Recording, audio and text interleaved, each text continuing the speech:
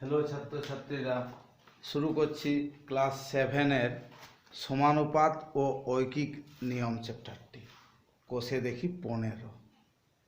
দেখো এখানে যে অঙ্কগুলো আছে সময় দূরত্বের অঙ্কগুলোই আছে এখানে। তাহলে এগুলো তোমরা একটু মনে রাখার চেষ্টা করো। সময় সমান দূরত্ব বাই গতিবেগ। দূরত্ব বলতে অতিক্রান্ত দূরত্বকে বোঝাচ্ছে। সময় সমান দূরত্ব বাই গতিবেগ। তাহলে গতিবেগ সমান কি বটে? দূরত্ব বাই সময়। আবার তাহলে দূরত্ব সমান কি বটে? দুটো গুণ করলে হয়ে যাচ্ছে। তাহলে দূরত্ব সমান গতিবেগ গুণিত সময়।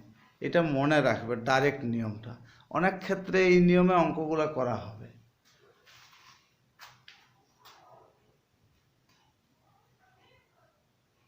অনুশীলনীর 1-এর অঙ্কটি দেখো। বলা আছে, আমি শনিবার 2 ঘন্টায় 13 কিমি পার ঘন্টা বেগে সাইকেল চালিয়ে কিছুটি পথ গেলাম, কিন্তু রবিবার ওই একই সময়ে মানে 2 ঘন্টাতেই 11 কিমি পার ঘন্টা বেগে সাইকেল চালিয়ে কিছু পথ গেলাম। শনি ও রবিবারের মধ্যে কোন দিন 2 ঘন্টা সাইকেল চালিয়ে কত বেশি পথ গেলাম হিসাব করি। দেখো, দুদিনেই 2 ঘন্টা সাইকেল চালিয়েছে। প্রথম দিন 13 কিমি পার ঘন্টা, তার মানে 1 ঘন্টায় 13 কিমি, মানে শনিবার দিন। আর দ্বিতীয় দিন 11 কিমি পার ঘন্টায়। তাহলে দেখো, আমি ঐকিক নিয়মে করেছি। শনিবার 1 ঘন্টায় গেলাম 13 কিমি। শনিবার 2 ঘন্টায় গেলাম, তাহলে কত? 13 গুণিত 2 মানে 26 কিমি। শনিবার দিন তার মানে 26 কিমি গেছি। রবিবার দিন 1 ঘন্টায় গেলাম, রবিবার 1 ঘন্টায় গেলাম 11 কিমি, কারণ গতিবেগ ছিল 11 কিমি। রবিবার 2 ঘন্টায় গেলাম 11 গুণিত 2 কিমি, মানে 11 দুগুণে 22 কিমি। তার মানে শনিবার দিন 26 কিমি গেলাম, রবিবার দিনে 22 কিমি গেলাম। তাহলে আমি দেখতেই পাচ্ছি শনিবার দিনে বেশি গেছি 26 কিমি, রবিবার দিনে 22 কিমি গেছি। তাহলে বলেছে কোন দিন কত বেশি গেছি, তার মানে 26 থেকে 22 বিয়োগ করবে, 4 হবে। এবারে তুমি উত্তরটা ভালো করে লিখে নেবে। উত্তর, শনি ও রবিবারের মধ্যে শনিবার দিন 2 ঘন্টা সাইকেল চালিয়ে 4 কিমি বেশি পথ গেলাম। উত্তরটা খুব ভালো করে লিখে নেবে। এখানে একটু বলা আছে, দেখো, এখান থেকে সময় স্থির রেখে গতিবেগ ও অতিক্রান্ত দূরত্বের মধ্যে সম্পর্ক খুঁজি। সরল না ব্যস্ত? দেখো, যদি সময়টা যদি স্থির থাকে, এবারে যদি গতিবেগ বাড়ানো হয়, তাহলে অতিক্রান্ত দূরত্ব কিন্তু বেড়ে যাবে। কারণ সময় ফিক্সড আছে। যদি আমি জোরে গাড়ি চালাই, তাহলে কি হবে? আমি বেশি দূর যেতে পারবো, তো মানে অতিক্রান্ত দূরত্ব কিন্তু বেড়ে যাবে। সময় যদি কমে যায়, না, সময়টা স্থির আছে, তাহলে গতিবেগ যদি কমে যায়, তাহলে কি হবে? অতিক্রান্ত দূরত্বও কম হবে। তাহলে সম্পর্কটি হবে সরল সমানুপাত। 2 অঙ্কটি দেখো।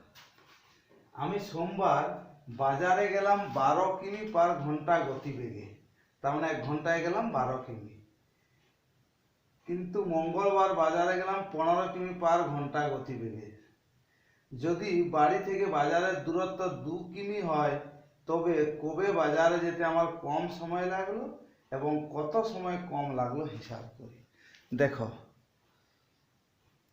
প্রথম দিন গতিবেগ ছিল 12 কিমি পার ঘন্টা, কিন্তু 2 কিমি পথ মানে যাবে। তার মানে এটা আমি মিনিট এককে করব, সময়টা মিনিট। 1 ঘন্টা সমান 60 মিনিট প্রথমে লিখে নিয়েছি। তাহলে সোমবার 12 কিমি গেলাম 60 মিনিটে। 1 কিমি গেলাম 60 বাই 12 মিনিটে। 2 কিমি গেলাম 60 বাই 12 গুণিত 2। এখানে 12 5-এ 60 কাটাকুটি করবে, 5 2-এ 10 মিনিট হয়ে গেল। তার মানে সোমবার দিন আমি বাজারে গেছি 10 মিনিটে।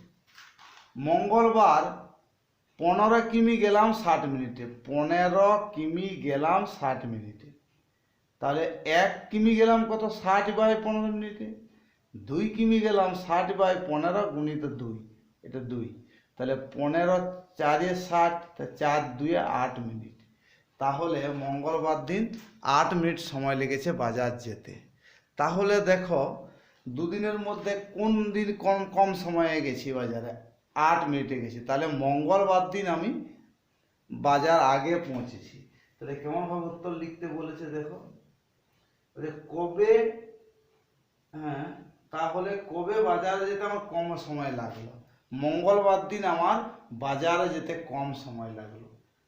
এবং কত সময় কম লাগলো, এই দেখো বিয়োগ করে নিয়েছি 10 থেকে 8, এবং 2 মিনিট সময় কম লাগলো।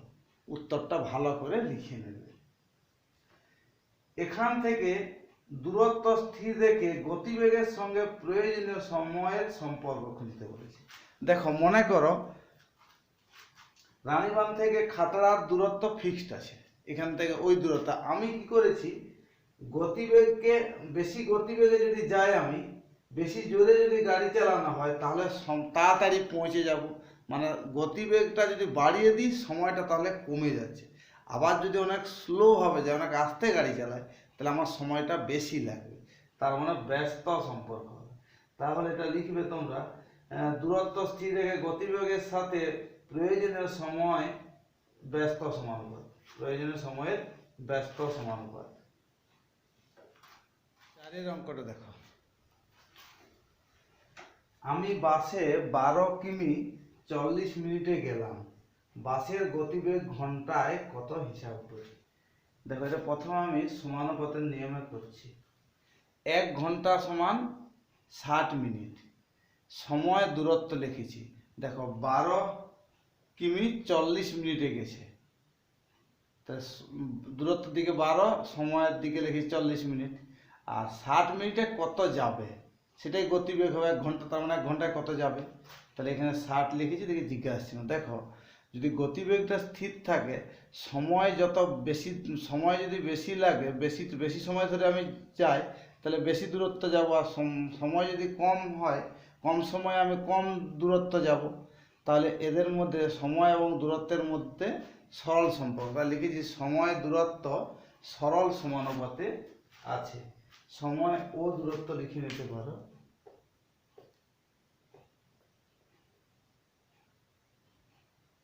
সময় ও দূরত্ব সরল সমানুপাতে আছে, অতএব দিয়ে লিখছি আমি। তাহলে এই যে এদিকটা, এটা ইজ টু এইটা সমান, তাহলে এটা ইজ টু এইটা হবে, যে লিখেছি আমি 40 ইজ টু 60 সমান 12 ইজ টু জিজ্ঞাসা চিহ্ন। এখানে তোমাকে ওই চতুর্থ পদের সূত্রটা মুখস্থ রাখতে হবে, নইলে সমাধান নিয়মে করলে হবে, বাইরে আকার লিখলে। কিন্তু তোমাদের এখনো সমাধান হয়নি বলে আমি এরকম করে করছি না। তাহলে চতুর্থ পদ সমান কত হবে, চতুর্থ পদ সমান দ্বিতীয় গণিত তৃতীয় বাই প্রথম। তাহলে এটা হচ্ছে দ্বিতীয়, এটা তৃতীয়, তার জন্য 60 গুণিত 12 বাই প্রথম মানে 40টি। কাটাকাটি যদি করি, শুনে শুনে কাটো, 4 3 12, 3 6 18, তাহলে চতুর্থ পদ হবে 18, তার মানে উত্তর হয়ে গেল 18। তুমি উত্তরটা খুব ভালো করে লিখবে, উত্তরটা হবে বাসের গতিবেগ ঘন্টায় 18 কিমি। এইটা ঐকিক নিয়মে করে দিচ্ছি। দেখো এই 4 অঙ্কটা ঐকিক নিয়মে দেখো, 40 মিনিটে যায় 12 কিমি, 1 মিনিটে যাবে কম, তার জন্য 12 বাই 40 কিমি। 60 মিনিটে যায় 12 বাই 40 গুণিত 60, শূন্য শূন্য কাটো, 4 3 12, 3 6 18 কিমি। তাই লিখবে বাসের গতিবেগ ঘন্টায় 18 কিমি।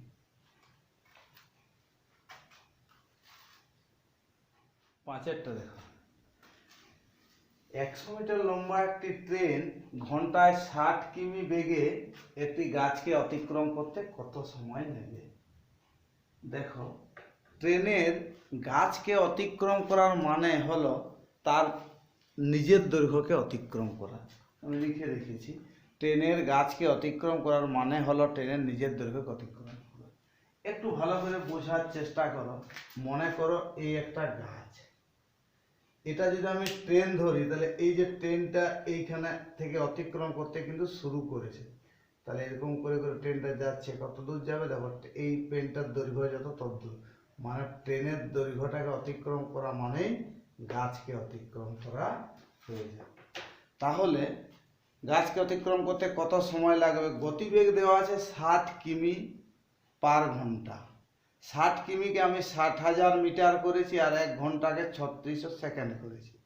তাহলে 60,000 মিটার যাচ্ছে 3600 সেকেন্ডে, আর ট্রেনটির দৈর্ঘ্য তো 100 মিটার, তাহলে 100 মিটার যেতে যত সময় লাগবে ট্রেনটির গাছকে অতিক্রম করতে ওই একই সময় লাগবে। গাছকে অতিক্রম করা, টেলিগ্রাফ পোস্টকে অতিক্রম করা একই ব্যাপার, বা কোনো ব্যক্তিকে অতিক্রম করা একই ব্যাপার।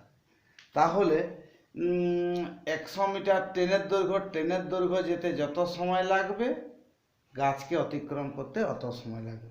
তাহলে এখানে আমি লিখেছি দেখো 60,000 আর 3600 100 জিজ্ঞেস ছিল। দূরত্ব ও সময় সরল সমানুপাতে আছে। এই যে দূরত্ব আর সময় সরল সমানুপাতে আছে। দেখো যদি সময় বাড়িয়ে দেওয়া হয় দূরত্ব বাড়বে, সময় কমিয়ে দেওয়া হলে দূরত্ব কমবে, তার জন্য সরল সমানুপাতে আছে। তাহলে অতএব লিখেছি আমি 60,000 = 100 সমান 3600 = জিজ্ঞাসা চিহ্ন। তাহলে এখান থেকে চতুর্থ পদ বের করতে হবে, চতুর্থ পদটা। তাহলে চতুর্থ পদের সূত্র তোমাকে মনে রাখতে হবে, আমি মুছে উপরে লিখছি এখানে।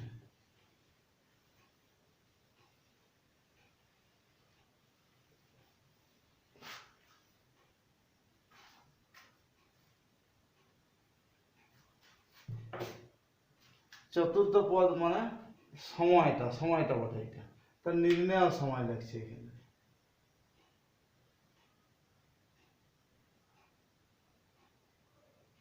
চতুর্থ পদের সূত্রটা হচ্ছে প্রথম দ্বিতীয় গণিত তৃতীয়, তার মানে 100 গুণিত 3600 বাই প্রথম মানে 2 3। এটা কাটাকুটি করলেই উত্তরটি হবে। দেখো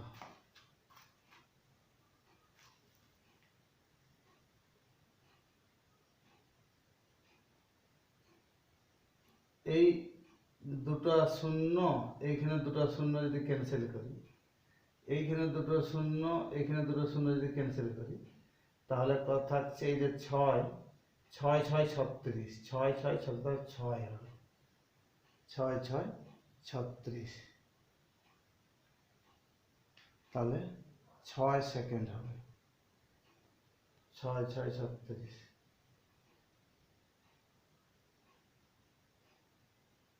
6 সেকেন্ড।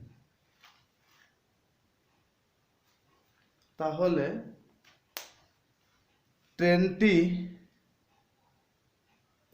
ট্রেনটির গাছকে অতিক্রম করতে 6 সেকেন্ড সময় লাগবে। দেখো এই নিয়মটা করতে গেলে তোমাকে চতুর্থ পদের সূত্রটা জানা থাকতে হবে। তাছাড়া আমি একটা অন্য নিয়মে দেখাচ্ছি, এটা দেখো।